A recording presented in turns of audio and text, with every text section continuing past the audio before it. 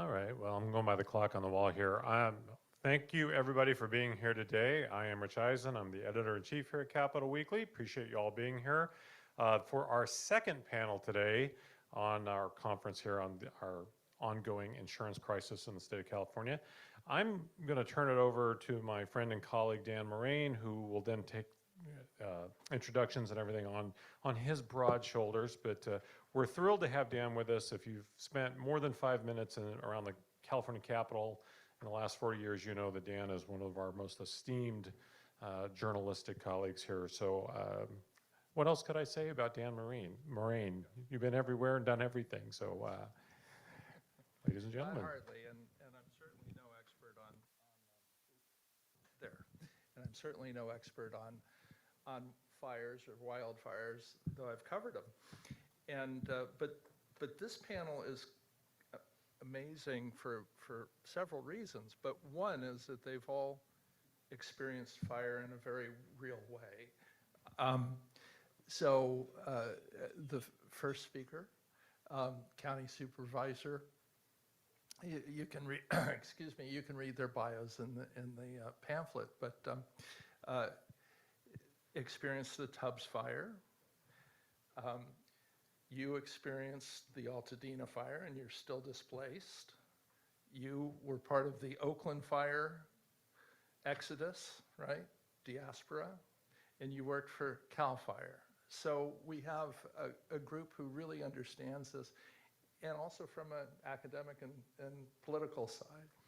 So I wanted to start with you, Supervisor. We're fortunate that he is the president of the National Association of Counties, which is like CSAC only for counties, and specifically is engaged in dealing with FEMA and how proposed cuts to that can affect recovery. So here we are, a couple months after this horrible fire. I read today at the LA County website that there have been 8 permits approved so far, 8 permits.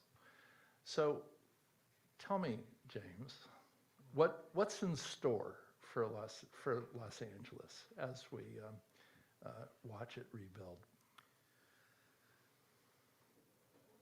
If you've been to any county, any one county, you've only been to one county. If you've been to one disaster, you've seen one disaster.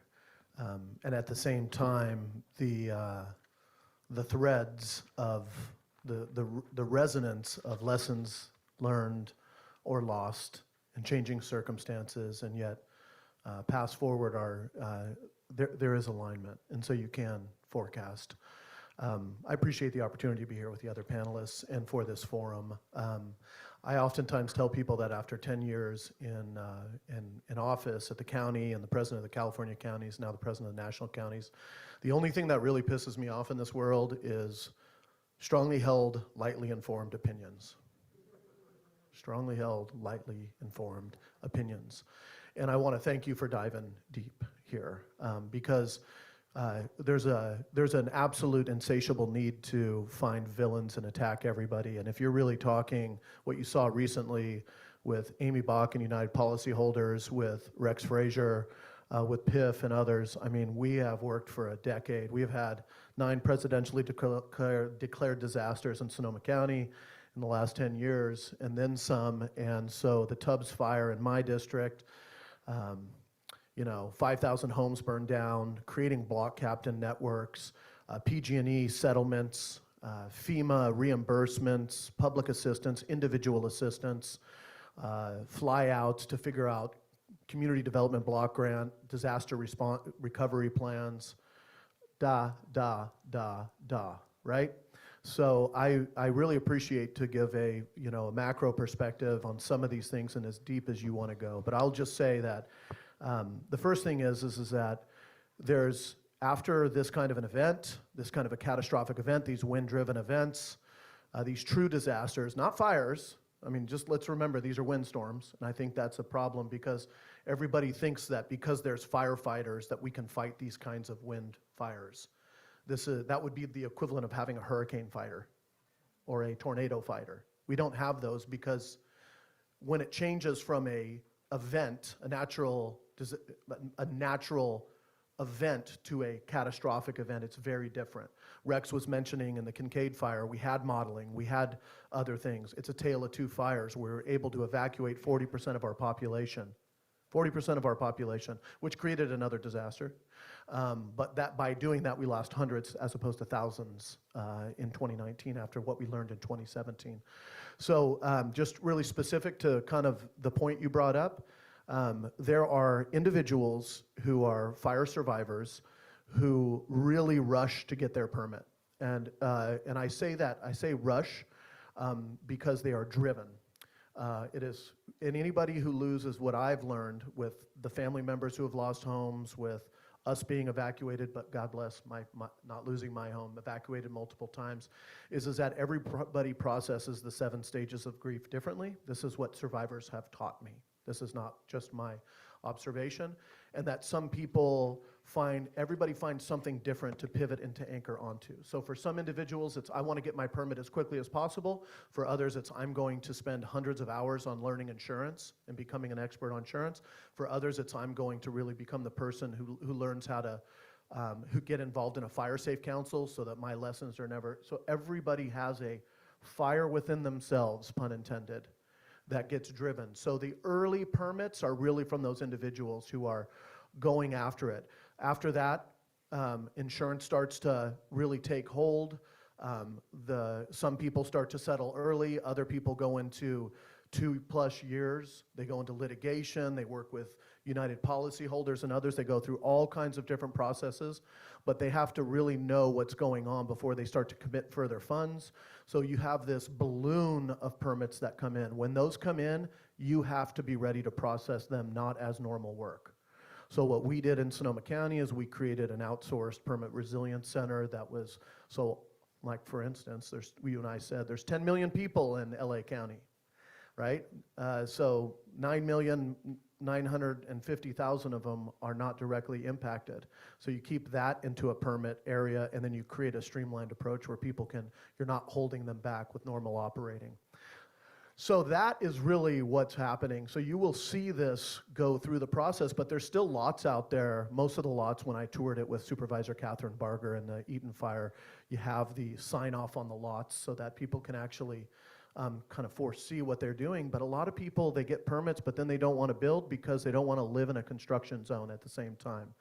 I mean, think about that guy who was the first permit, and he was moved back into his home in Coffey Park before the 1-year mark of the fires hit, maybe even 10 months. And then he moved back there, and he was in a wasteland.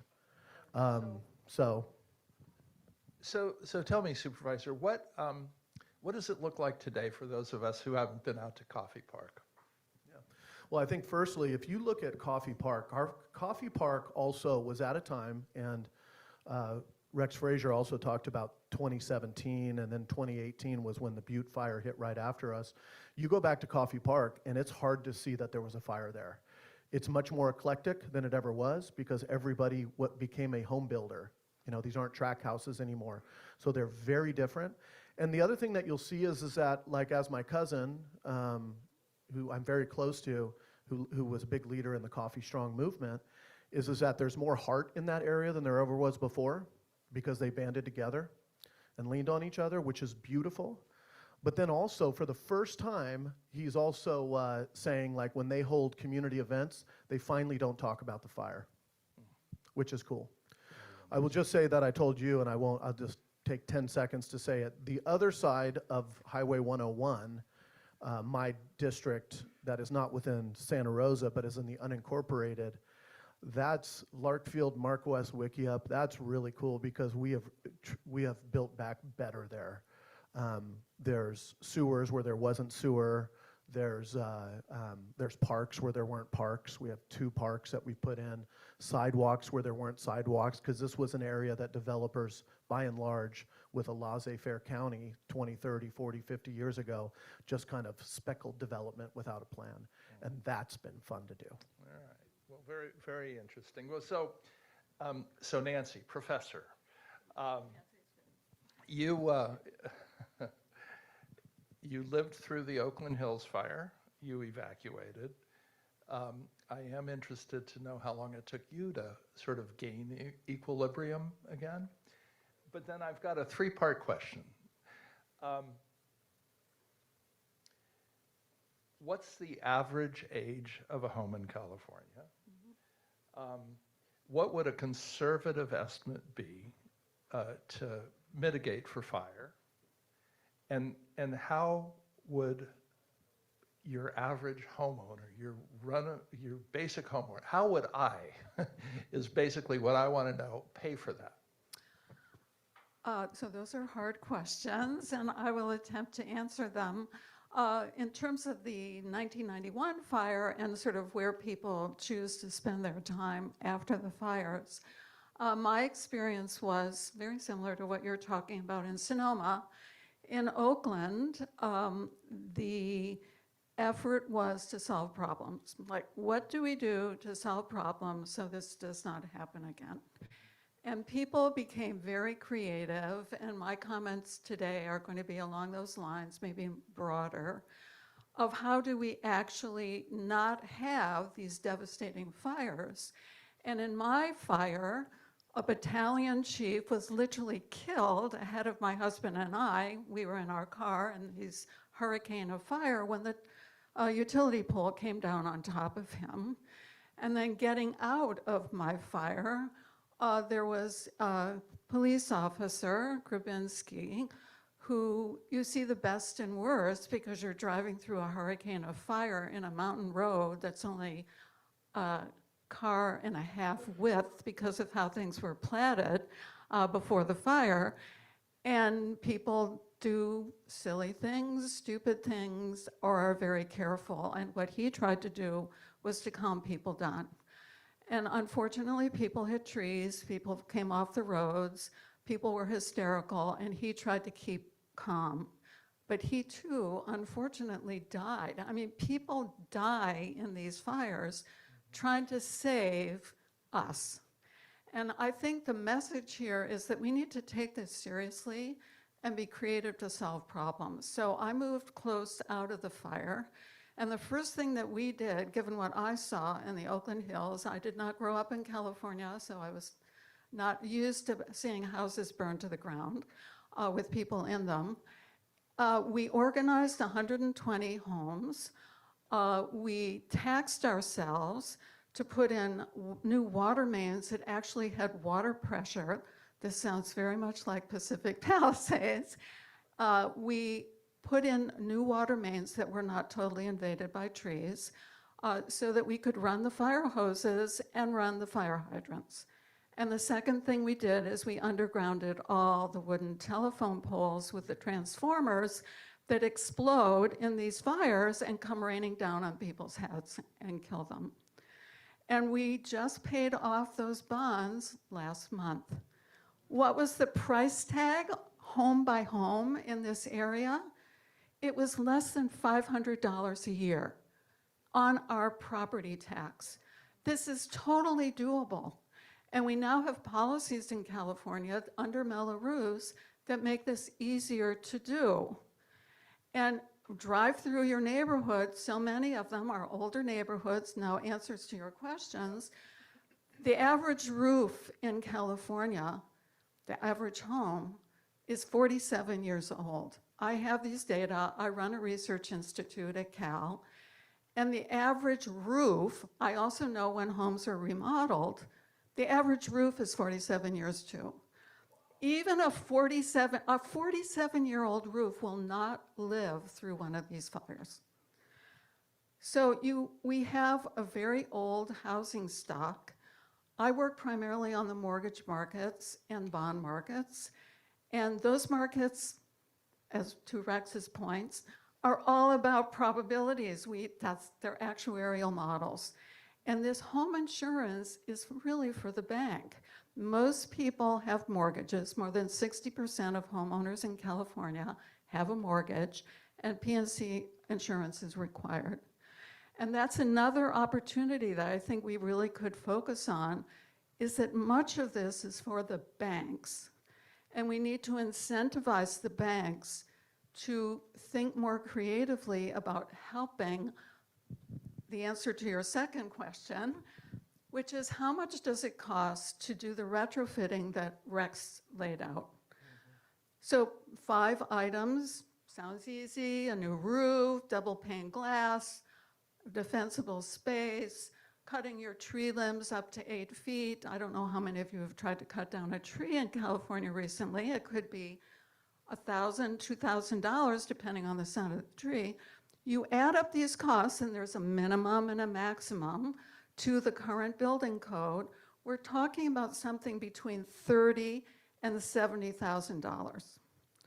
Most people do not have that kind of liquid capital to invest to do mitigation, even though it is probably what is required to really solve this, not have every house burned to the ground en masse, so 3,000, 5,000, 7,000 houses at a time.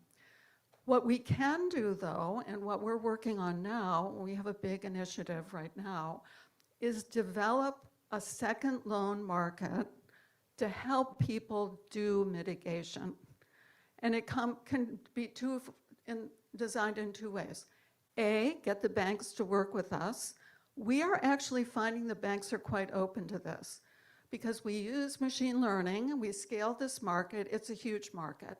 When you talk about California and 47 age bracket average home, there's a huge need for new roofs in California. And the banks are in this business. They provide loans. And the second we can use is to exploit mellow roofs, again, either at the communal level, because this is going to require subsidies largely for low to moderate income groups, or say the tribes or other vulnerable communities, it will require subsidies, but to use property assessed clean energy loans to put this as part of the tax bill. The advantage of that structure is that you're basically putting a loan on the house rather than on a person. And again, you can stretch the payments into a really long period. My fire was 1991. As I said, we paid that bond off last month. We can make a 30-year payback period, very slow, very low installment payments. So I think there are real solutions. We have a lot California has the advantage of a well-functioning mellow roof functionality and also a PACE market that actually works. So I think between the private sector to deal with this problem or to layer it into the property tax, and I know you've had problems with Fannie and Freddie, they're the banking sector. That's who we have to convince that they're going to be better off if they do this, so will the banks. We're actually finding that the big California lenders are quite interested in this, and maybe they'll do it on their own. As well they should be, I because would think they so. have a huge stake in it. So Stephen, you know, we think about fire as being the parts of California that are most vulnerable are the exurbs, the urban-rural interface. Tubbs was in the city. Altadena is a city. Pacific Palisades is a city. So talk about that from your background in Cal Fire. You've seen this firsthand. Yeah, thanks, Dan, and good morning, everybody. Thanks for having me here today. We really think of this issue as a wildland fire problem with homes that are located in your traditional wildland areas, and the term was mentioned during the first panel, the wildland urban interface, and that really just describes a geographic area. It does not describe how homes are vulnerable or ignite from a fire. And really, we look at 3 factors that lead to how intense a fire can become, and that's drought conditions when the fuels are very volatile and very receptive to a fire. That's the very strong wind component that is able to push the fire and outpace firefighting efforts. And then that fire burns into a built environment. And once it burns into a built environment, there's 3 additional factors that we really look at as to how easy it is for that fire to develop within the community and burn through the community, igniting these vulnerable homes. And that fire, that wildland fire, once it enters into the built environment, it is no longer a wildland fire. It is an urban fire burning urban fuels, homes, accessory structures, fences, cars, anything that's combustible and that can ignite and help spread the fire through direct flame contact, radiant heat, and ember exposure. So those three factors that we look at are structure density, so how closely spaced are structures to each other. And when one ignites, can it, through direct flame contact and radiant heat, ignite the next structure, particularly when those structures are downwind.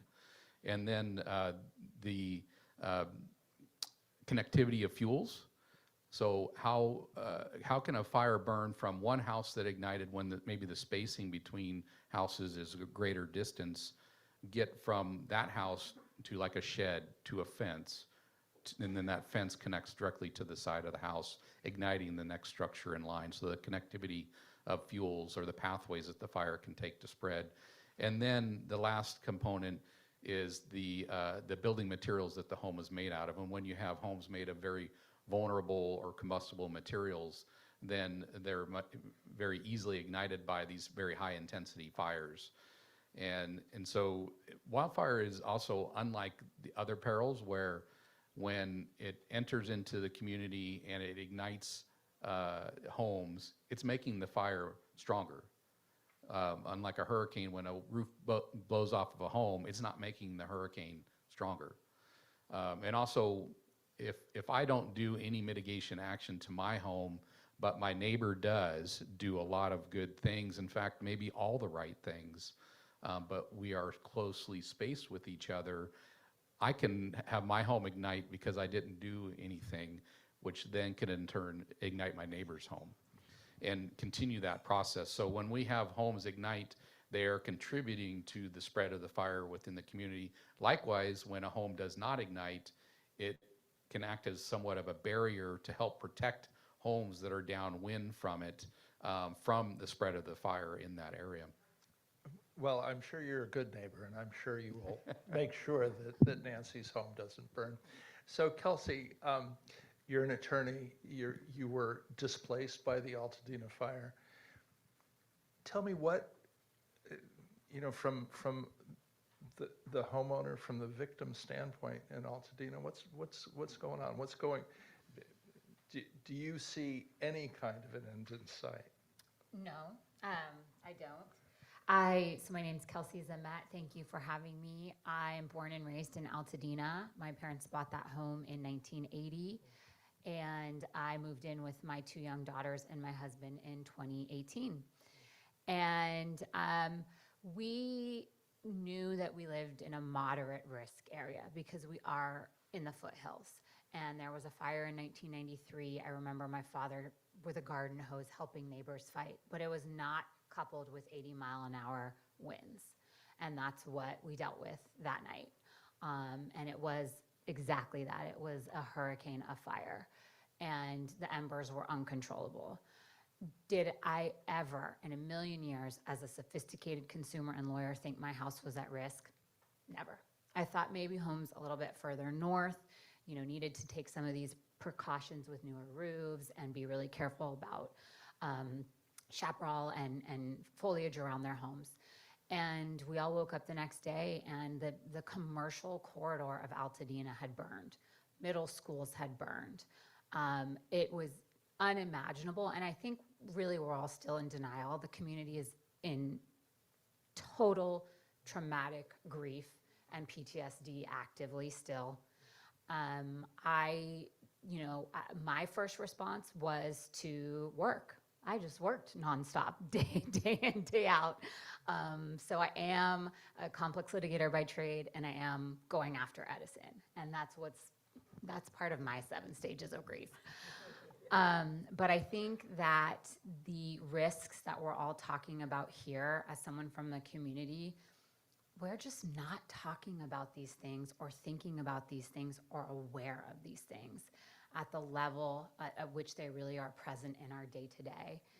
And I think one of the struggles that many people are facing is, why would I rebuild in a community that I don't think will be insurable in the future? What will it look like? What will it cost? Can I afford a $10,000 a year premium, a $15,000 a year premium? A lot of folks feel like, no, I can't. And then the question is, do I even have the money to start the process? Why would I start the process now, not knowing if I have enough money to see me to the end of this journey? So the questions are real and palpable. I think we're just still in it. Only a handful of permits have been issued in Altadena. But I think one thing that's really interesting, and I hope you'll all consider as experts in this area, the smoke damage claims are really a new piece of this, because Altadena and Pasadena abut this catastrophe. And I spent a long time on the phone with a really well-respected public adjuster last week. And he said, I've been working fires for 20 years, and I've never fought about lead. Never. I have never fought about toxic levels of lead in standing structures. And so are we keeping pace with the environmental threats that are going to happen in these communities when these homes burn that have electric vehicles parked out front? And Altadena was particularly bad because the housing stock is older than the average. And so almost every home in Altadena had multiple layers of lead paint. And that all ignited and then whirled around in the community. And so if you were lucky enough to have a standing structure like I am, across the street is not standing, but my home is. I have 8 and 10-year-old daughters. I am not moving back into a lead-filled home. And State Farm does not view it the way that I view it. So these are what we're dealing with day in and day out. And people are just struggling. And there is a defendant in Altadena, which is Edison, maybe others, I don't know. Not the case in Pacific Palisades, though, Yes, right? it's very interesting. I was talking about this on the flight up here with a seatmate, and not only is there no utility to go after for recovery in Palisades as there is in Altadena, which I do think is giving people some sense of hope, though it's going to be a long road to understand what that recovery is going to look like, financial recovery, and if it's meaningful enough to rebuild. And you know this with PG&E really, really well. But in Palisades, they have no utility to go after. And Palisades also is City of LA, whereas Altadena is the County of Los Angeles, which is going to be very dramatic in terms of what the rebuilding looks like, in terms of permitting processes, timelines, all of those things.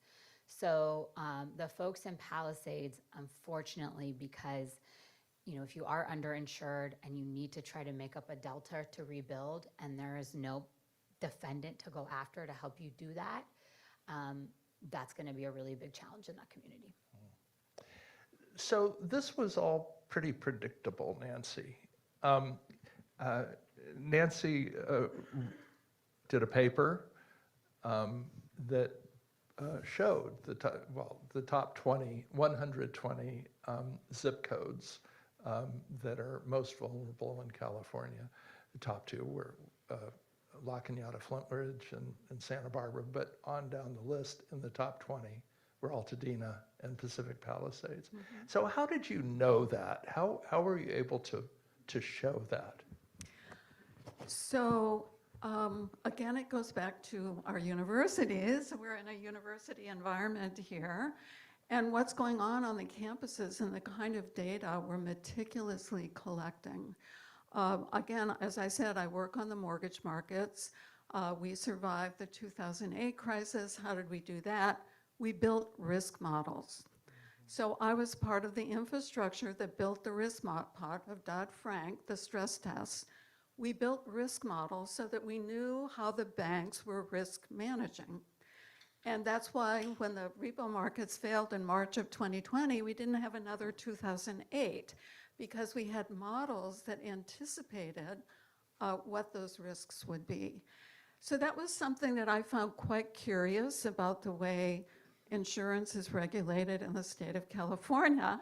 And because I'm used to banking regulation, there are some important similarities and some important differences. The use of models is everywhere in banking. I mean, that's how we do risk. That's why the US mortgage market is so strong. We sell our bonds internationally because they believe in our models. And not having models that are reliable, that are well vetted on both sides, both by the insurance companies and also the regulators, is quite startling. And that's the situation in California. And even though, as Rex said and Meredith discussed, elements of these models are used, there is no vetting process on the models and how good they are. I was on a panel 2 weeks ago with people from Google. We're developing these models. We're working with engineering schools. I work with physicists at the labs to develop these models, and we need all hands on deck developing these models because they are highly informative. We shouldn't be afraid of these models. We should use them, and we should use them wisely to manage risk. And that's where the university comes in. The other thing we're very focused on is the bond market. So to the point where you have all this infrastructure burn, that's all funded with bonds. UC system-wide, it came right up to the edge of UCLA. We were in a panic about shutting down a campus. All of that risk needs to be anticipated so that we can protect against it in anticipation, not after the fact. Well, how did you know that La Cañada would be #1 Santa So, Barbara's because number 2? I measure things at a 2-kilometer, we have gridded out the state. We collect all these data, satellite data, working with high-level physicists at the labs to project that onto this state so that literally house by house, we can model risk. This can be done. It's done in all kinds of other areas in the financial markets, and it can be done here. And as Rex spoke about, the reinsurance markets have been doing this for a long time, and we just need to up the game here. We have a lot of talent in this state, and we need to all hands on deck and do this. So our models, I first gave this paper at Stanford Engineering, unfortunately, the first week of December. And what we said is this is ripe for a devastating fire. Here are the areas that are most ripe for these fires. And the Google people are working on the same thing, but we need to convince the banks and the state insurance commissioner that these models are very, very useful. Not to punish people, but to help people manage risk. And these are manageable phenomena. They're scary, but they're manageable and they're priceable. So, Supervisor, we have a knuckleball coming at us in the form of claims that, FEMA's just not going to come through, right? Yeah. So, from the National Association of Counties perspective, I mean, what are you doing about that? What could be done about that? So, okay, let's go into this a little bit. So the first thing is that let's just realize that that if we're really talking about insurance, we're not just talking about homeowners insurance, we're really talking about government subsidies, we're talking about grants, we're talking about FEMA programs divided into 2 areas, public assistance, individual assistance programs that last a certain amount of time. Whether or not the president and OMB allow a 95% fillback, and California Disaster Assistance Act covers a little portion of that. Whether the state comes in and covers property tax losses in these areas. This is all about a system that has money attached to it that either empower or disempower communities to rebuild, okay? So the first thing is that let's just realize that in effect, a lot of FEMA's programs, they're developed so that your community doesn't buckle under a disaster. So they refund on a public assistance side, they refund the local government for $30 or $50 million of unmet needs on technical assistance to help them on, like when they were responding to the disaster. So they don't not be able to pave roads. There's a lot of intention, good intention with these things insofar as they are all imperfect, overlapping, and trip up against each other. So what is at risk right now with a FEMA a pre-approval that is in place with the Biden administration for the coverage of public assistance, which includes taking out people's foundations, clearing lots, all that stuff is in. But what you're talking about is for something like this, is let me just put it in the sense of like Sonoma County, where we lost 5,700 homes, 8,000 structures. You know, you're talking about above and beyond that amount. Another, for us, let's like say maybe that's another 500 million on the table. And I could go through the math, and that might be low and that might be high, but I'm just saying we recently got hazard mitigation grant, HMGP program cut for 50 million. We recently got the BRIC program cut.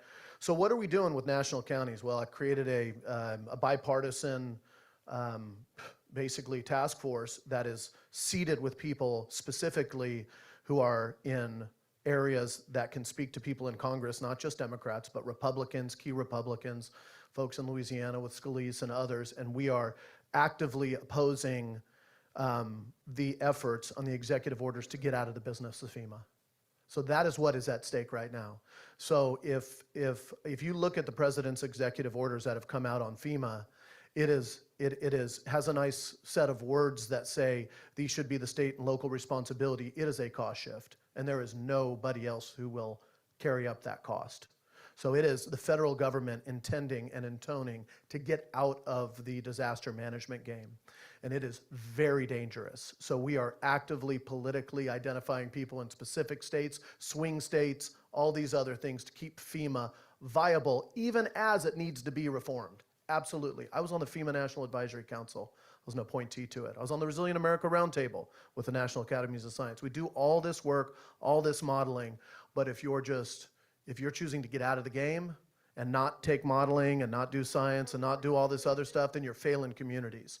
So it's a big deal. I mean, we have 70 million that has come off of the table that is identifiable, verifiable risk management grants for fires in Sonoma, and then also Napa, and then also Mendocino County. All of us lost $37 million BRIC grants that provide What's a BRIC grant? building resilient infrastructure in communities. So what FEMA does is they really come in and they parachute in, and the whole disaster industrial complex comes in, and you got to find verifiable, good people to work with, like United policyholders. You have to have conversations with PIF, with insurers. You need to create clarity, but there's a lot of people who come in who are also charlatans. They are predators, they're trying to buy up lots, they're trying to do all these other things. But by and large, after the event and the public assistance, FEMA throws a bunch of grant opportunities at impacted communities so that you don't have another disaster, you don't become a repeat community. Then they also created a new program that we lobbied for that allows a pre-disaster program. So you're supposed to be able to say, hey, let's do $50 million into these areas and reduce risk. So those we have received notices that those are not just frozen, they won't write the checks. So even if we now have, with NACO and with others, we are challenging those in court, the administration's still saying, I'm not gonna write you a check, wait 4 years.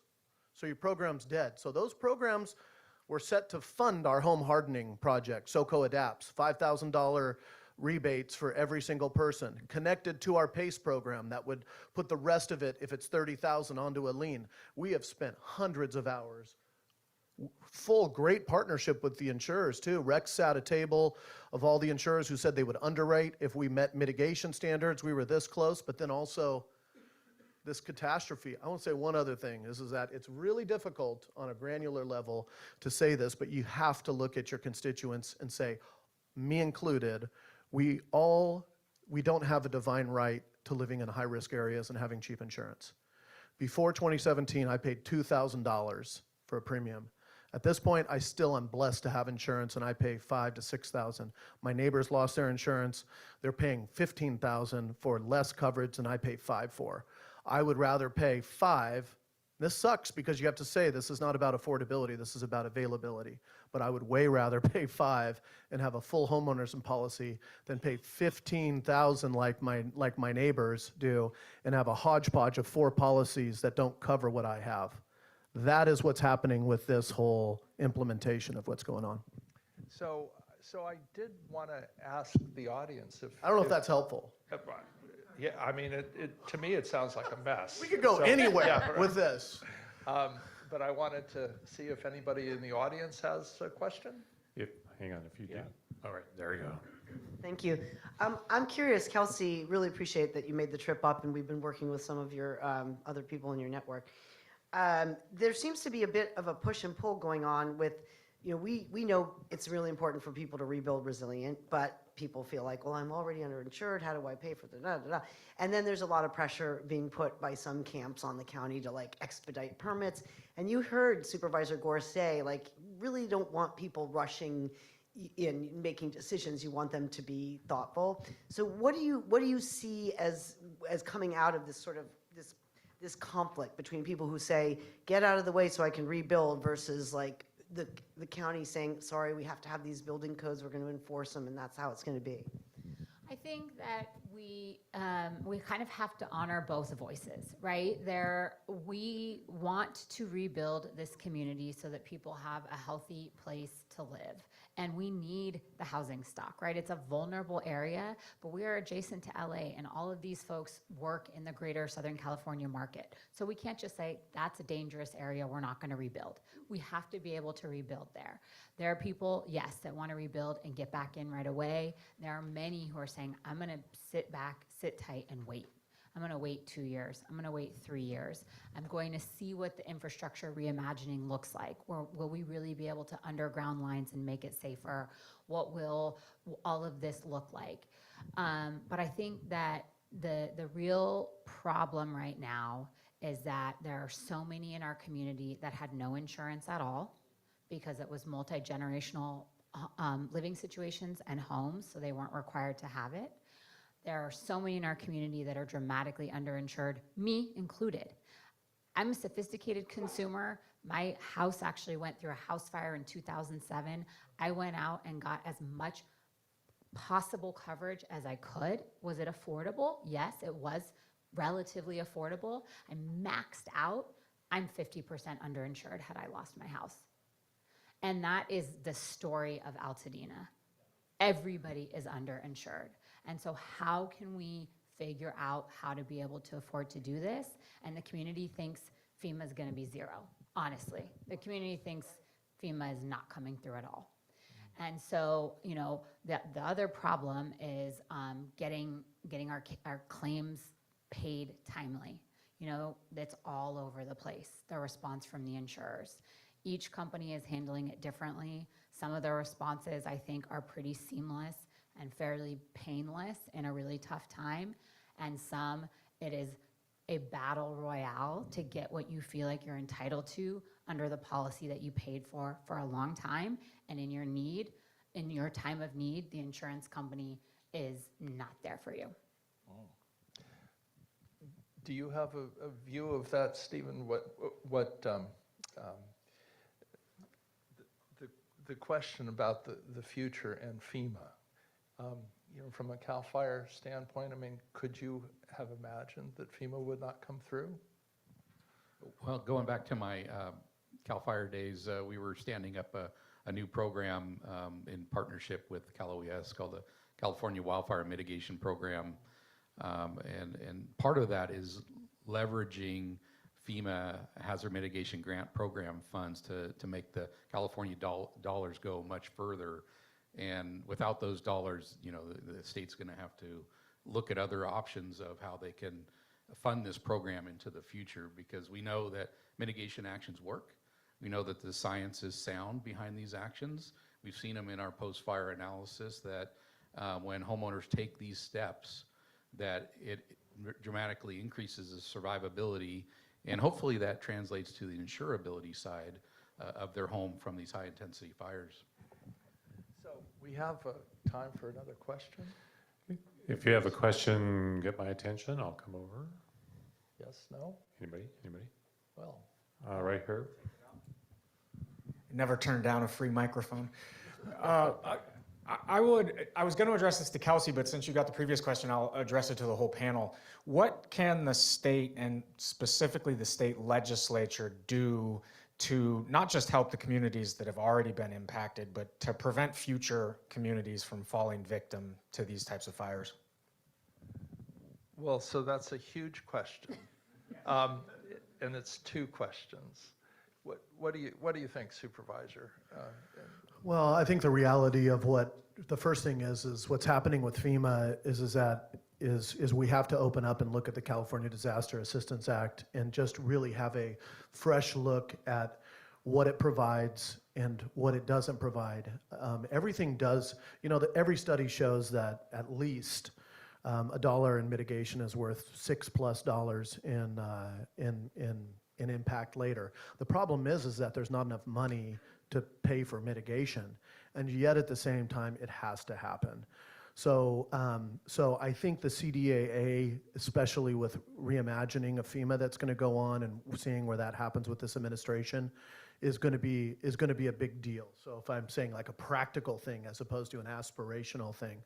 I think the other thing is that, as was said earlier, is we do sit at a time that even though we are having a conference about California's insurance crisis, we do have your lunchtime speaker, Ricardo Lara, and the insurance industry and the others all agreeing in essence that the sustainable insurance plan is going to stabilize things. What's going to happen in 5 years from now, how much increases are going to happen, we don't know that, but we do know that catastrophic modeling, quicker review of other things is there. So if there's anybody who is involved, it's about the speed of implementation, because that has always been the secondary issue behind the disconnect. Like at this point, we have political alignment on that sustainable insurance plan, and now it's about actually getting there, because this was announced 18 months ago, right?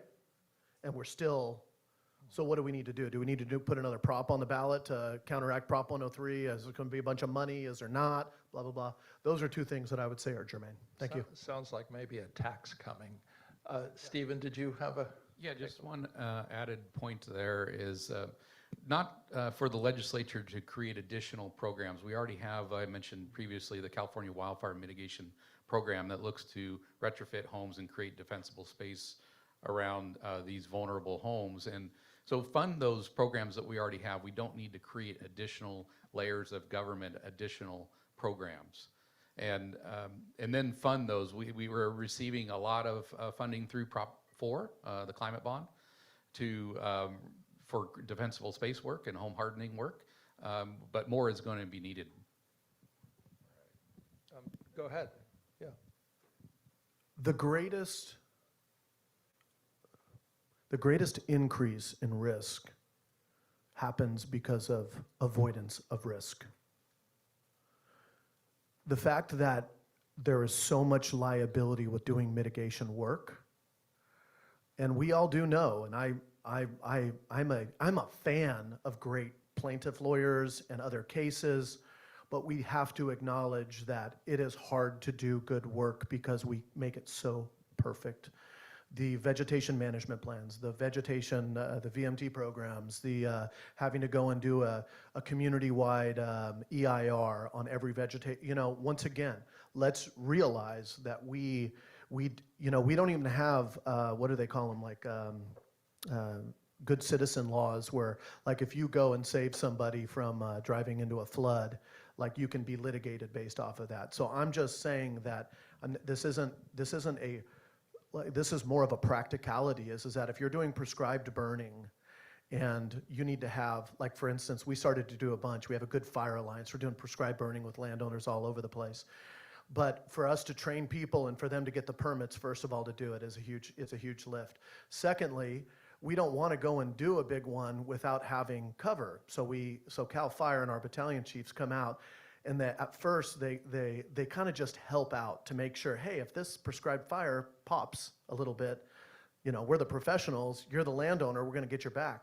That stopped because of legal liability within the Cal Fire system, and then we had to lobby, and now it's loosening.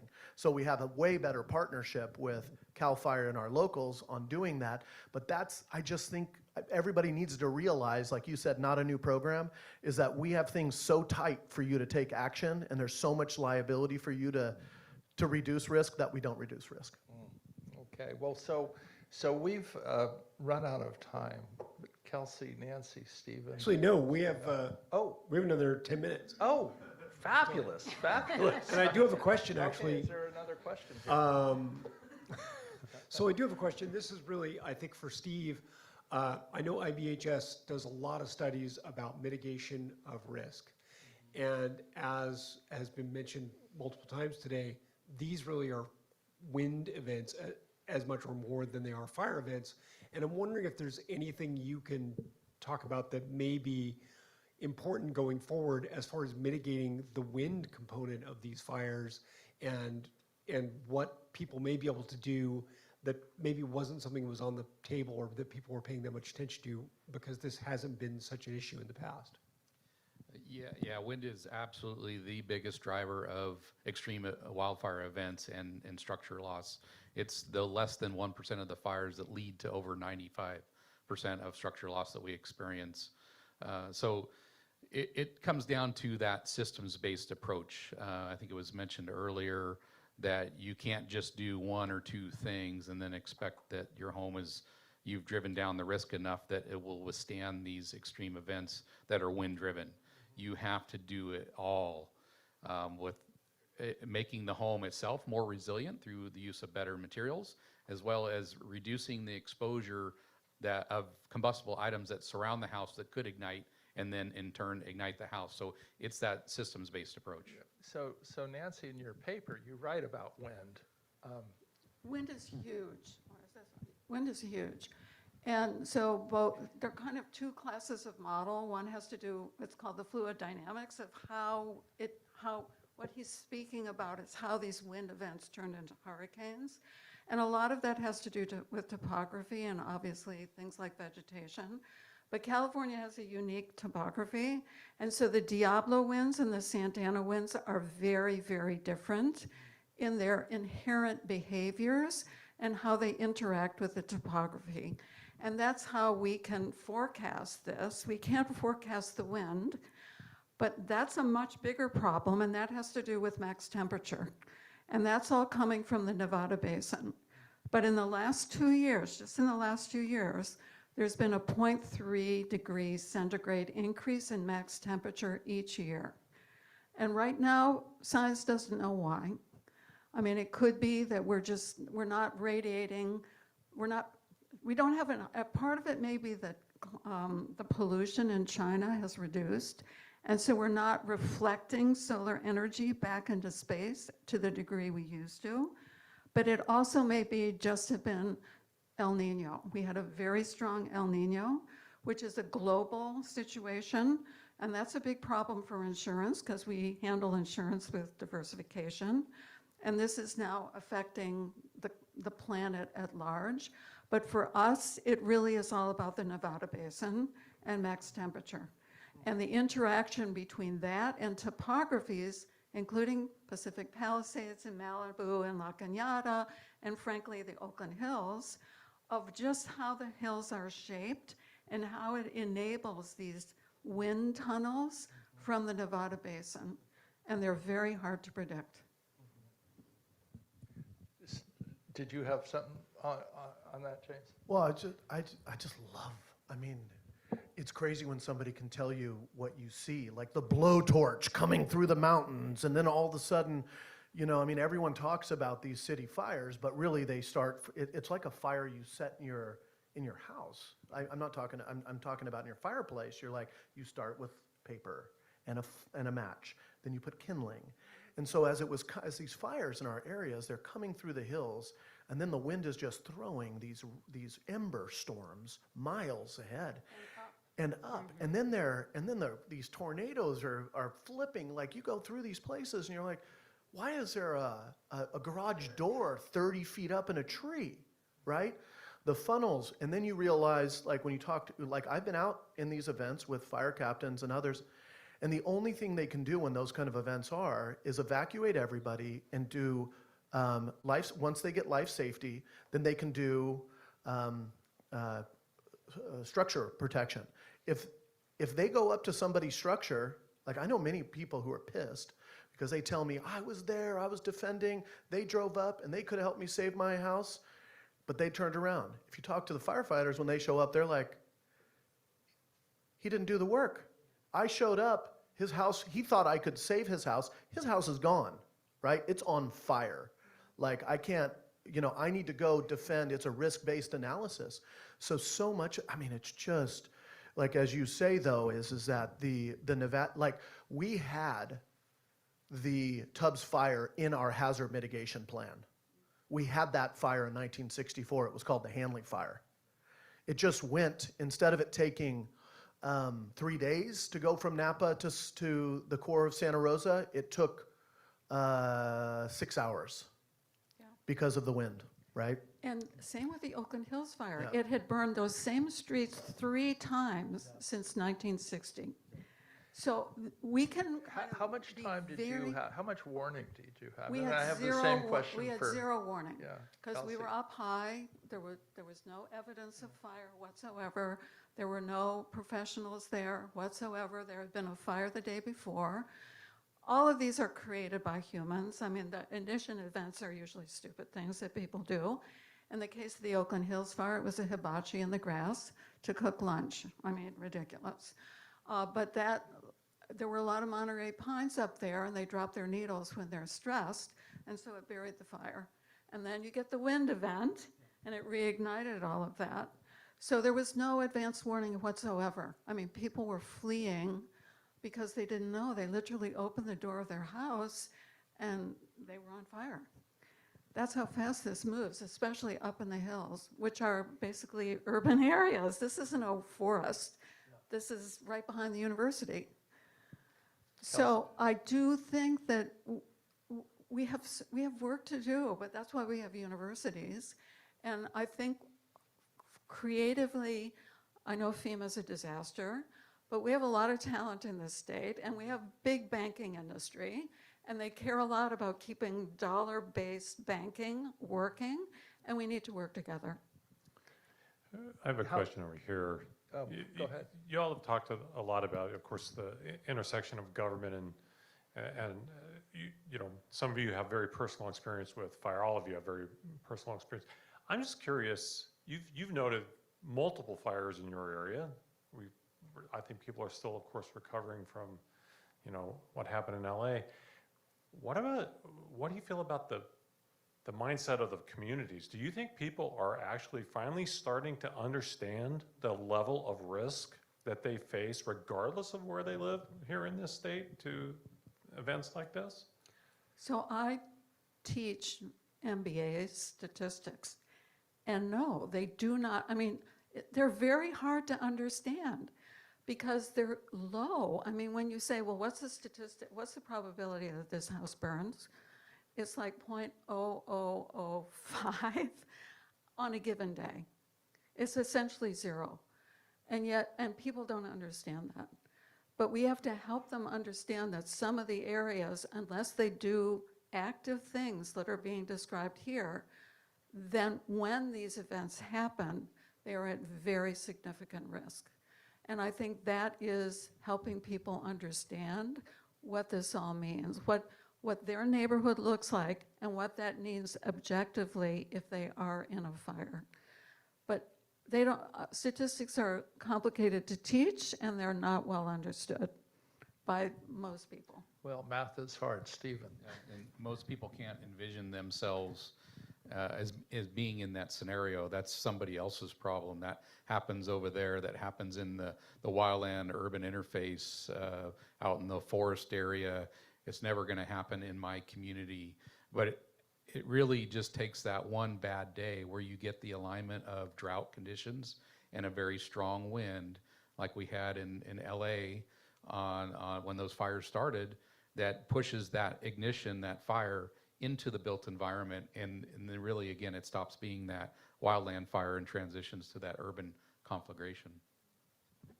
Supervisor.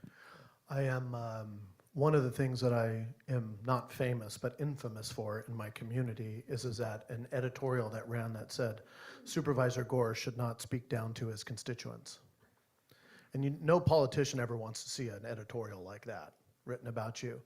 What happened was we had a review maybe a year after doing, thousands of hours of outreach, and we had so many people come to Sonoma Ready Day, get their go bags. I mean, we were really like pumping it. But what it was is that I decided, because ironically, I wanted to get into the paper and shock people, that I wasn't going to say I was disappointed. I was going to say I'm pissed. What I said was I'm pissed that we just reviewed these vegetation management compliance checks that we went out, and there was an abysmal rate of action on veg management voluntarily. So, and that was at the time where, these disaster folks oftentimes say, that old quote, never waste a crisis, that's used by every political party because it is the only time that you can really reform status quo. It's called the availability heuristic. It means you can only change things when it's actively in your mind, and people move on so quickly. So it's a pleasure. You have to mandate certain things. Like right now, we've mandated that we do live alert and warning testing every year, multiple times, so that people know that there is risk. People believe that the system will protect them, and they right now believe that they have a divine right to cheap insurance in high-risk areas. In general, these are huge generalizations. But let's be real, that's one of the reasons we're out where we're at. It's like, I have to know that even if I do mitigation, that might not affect my insurance rate, but it's the best chance that when I get evacuated, my house is still going to be there. Because we've all seen in the middle of fires, oftentimes it's somebody left a board that is highly flammable connected to a fence that just a spark went up and it burns that, and you're evacuated, and it goes and it climbs over to your house just like ladder fuel. So thank you for the opportunity to be with all of you. You're inspiring. All right. Well, so now we've run to the end of our time. Kelsey, Nancy, Stephen, and Jim, and maybe we'll see Jim around Sacramento a little bit more in the future. Thank you all. I guess they'll stick around if anybody has individual questions. Thanks so much. Thank you, Dan. Thank you, and we do have a lunch outside, and we'll have the keynote start in about 15 minutes with Commissioner Ricardo Lara. Thank you.